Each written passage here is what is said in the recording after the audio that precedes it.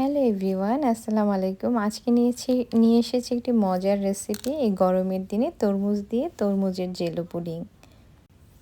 আমরা নিয়ে নিচ্ছি একটি তরমুজ। আমি এখানে একটি খুব সুন্দর লাল রঙের তরমুজ নিয়ে এসেছি। এটাকে কেটে ছিলকা থেকে তরমুজটাকে আলাদা করে নিচ্ছি। ছোট ছোট পিস করে আমি একটা আলাদা পাত্রে নিয়ে নিচ্ছি। দেখতেই পাচ্ছ তরমুজটা কিন্তু বেশ মিষ্টি ছিল। দেখে তো আর বোঝা যায় না, খেয়ে বুঝতে হবে। আমি তরমুজ খেতে এমনি বেশি পছন্দ করি, তারপর আবার এত সুন্দর তরমুজ। এই গরমে তোমরা সবাই কেমন আছো বলো তো? প্রচণ্ড গরমে এই জেলি পুডিংটি কিন্তু বেশ মজা লাগবে, বাচ্চারা খুব পছন্দ করবে। আমি এটাকে হ্যান্ড মিক্সার থেকে মিক্স করে নিচ্ছি। একদম এটাকে জুস বানিয়ে ফেলবো। তরমুজটাকে পুরো জুস বানিয়ে ফেলবো আমরা এটাকে। আপনারা এখানে ব্লেন্ডারও ইউজ করতে পারেন। আমার কাছে হ্যান্ড হুইস্কার ছিল, সেটা দিয়ে আমি করে ফেলেছি। হ্যান্ড মিক্সার দিয়ে মনে হলো যে খুব তাড়াতাড়ি হয়ে যাবে। এই যে দেখুন একদম জুস হয়ে গিয়েছে। যারা এখনও আমার ভিডিওটাকে লাইক করেনি প্লিজ একটা লাইক দিয়ে দিবে। তোমাদের একটা লাইক অনেক দর্শকের কাছে আমার এই ভিডিওটাকে পৌঁছে দিতে সাহায্য করবে। দেখো আমার জুস হয়ে গিয়েছে, অনেক সুন্দর হয়েছে। আমি এবার এটাকে ছাঁকনি দিয়ে ছেঁকে নেব, যাতে আস্ত তরমুজটা না আসে আমার জুসের ভিতরে। এখন এটাকে আমি স্টেইনার দিয়ে ভালো করে স্প্যাচুলা দিয়ে ভালো করে জুসটাকে বের করে নিচ্ছি। হয়ে গিয়েছে, পুরো জুসটা নেমে এসেছে।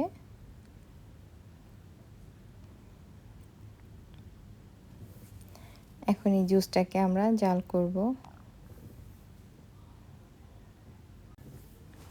একদম লাস্ট পর্যন্ত দেখে নিচ্ছি। হ্যাঁ, এই যে পুরো জুসটা নিয়ে নিয়েছি। এটা একটু সময় নিয়ে করতে হবে। হয়ে গেল আমার এই কাজটা। এখন আমি চুলা অন করে দিয়ে জুসটাকে ভালো করে নেড়ে নিচ্ছি। বয়েল হয়ে যাচ্ছে, এটাকে কন্টিনিউ স্প্যাচুলার দিয়ে নেড়ে নিতে হবে।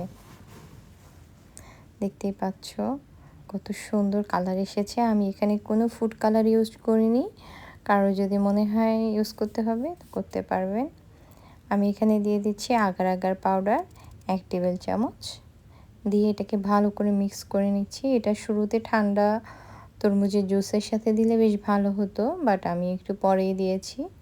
নেড়ে নেড়ে এটাকে ঘন করে নেব। এটা বেশি হাই ফ্লেমে দেয়া যাবে না, তাপটা একটু মিডিয়াম রাখতে হবে।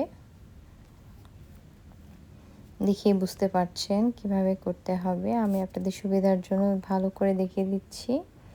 এবার দিয়ে দিয়েছি আমি 1 টেবিল চামচ চিনি, কারণ আমার কাছে মনে হয়েছে চিনিটা একটু কম, আর জেলিতে একটু চিনি কম হলে খেতে ভালো লাগে না, তাই আমি 1 চামচ এক্সট্রা সুগার অ্যাড করে নিয়েছি। চিনি আপনারা চাইলে দিতে পারেন, না তো স্কিপ করলেও হবে। চিনিটা দিলে স্বাদটা খুব ভালো আসবে। আমার জুসটা দেখুন ঘন হয়ে এসেছে। এই যে অনেকটা কমে গিয়েছে নাড়তে নাড়তে। বেশিক্ষণ নাড়তে হয় না, বাট নাড়তে হবে এই জন্য উপরে একটা লেয়ার চলে আসে, তাই নিচে পানিটা জমে যায়। নেড়ে দিলে কালারটা সুন্দর থাকে। প্লিজ তোমরা এতক্ষণ ধরে যারা আমার ভিডিও দেখছো সবাই একটু সাবস্ক্রাইব করে দিবে। আমি এখন একটা কাচের পাত্রে ঢেলে নিয়েছি। কত সুন্দর কালার এসেছে তরমুজের জুসের। দেখি কিন্তু সত্যি আমি নিজে অবাক হয়ে গিয়েছি, এত সুন্দর কালার হয়েছে। এখন এটাকে আমরা ফ্রিজে রেখে দেব 1 আওয়ারের জন্য। ফ্রিজ থেকে বের করে এটাকে কেটে নিচ্ছি। দেখো কতটা সুন্দর হয়েছে জেলিটা। বাচ্চাদেরকে দিলে ওরা এটাও খেয়ে নিতে পারবে। আমি আরেকটু এডিশনাল আরও কিছু অ্যাড করব, তাই আমি আরও একটু সামনে এগিয়ে যাব, বাট আপনাদের বাচ্চারা পছন্দ করলে এরকম জেলিটাও দিতে পারবেন। আমি আবার পাত্রে 1 কাপ পানি আর 3 টেবিল চামচ গুঁড়ো দুধ দিয়ে দিয়েছি। আপনারা এখানে লিকুইড দুধ বা মিল্ক ইউজ করতে পারবেন। দিয়ে দিয়েছি 2 টেবিল চামচ চিনি।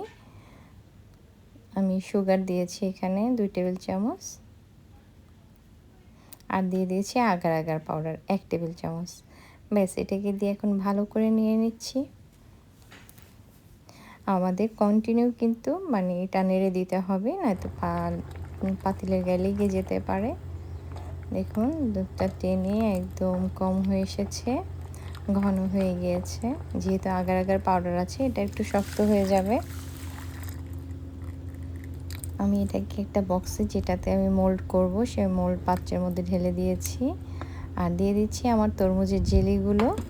দেখুন কত সুন্দর হবে দেখতে, এটা অনেক সুন্দর হয়েছে। আমি দুটার মিশ্রণ কিন্তু অনেক সুন্দর হয়েছে, লাল সাদা, দেখেই বুঝতে পারছেন। আপনারা এটা বাড়িতে যখন তখন বানিয়ে খেতে পারবেন, বাচ্চাদের জন্য খুবই ভালো, বড় ছোট সবাই ভীষণ পছন্দ করবে। এখন একদম আমি ফ্রিজ থেকে ঠান্ডাটা বের করে আপনাদেরকে কেটে দেখাচ্ছি। দেখুন কি সুন্দর জেলি হয়েছে, খেতেও বেশ মজার হয়েছে। ঠান্ডা ঠান্ডা, কলিজা ঠান্ডা করার মতো একটা ডেজার্ট। আপনি যখন তখন মেহমানদের সামনে এটা পরিবেশন করতে পারবেন, বাসায় বাচ্চাদের জন্য তৈরি করে দিতে পারবেন, সবাই ভীষণ পছন্দ করবে। আর রোমস রেসিপি মানেই তো সহজ সহজ কিছু রেসিপি। আপনারা আমার পাশে থাকবেন, নোটিফিকেশান বাটনটা অন করে রাখবেন, নতুন নতুন রেসিপি আসার সাথে সাথে দেখে নিতে পারবেন।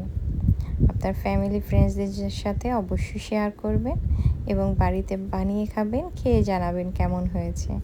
আমার রেসিপি আপনাদের ভালো লাগলে অবশ্যই লাইক করে পাশে থাকবেন। ভালো থাকবেন, সুস্থ থাকবেন। আল্লাহ হাফেজ, আসসালামু আলাইকুম।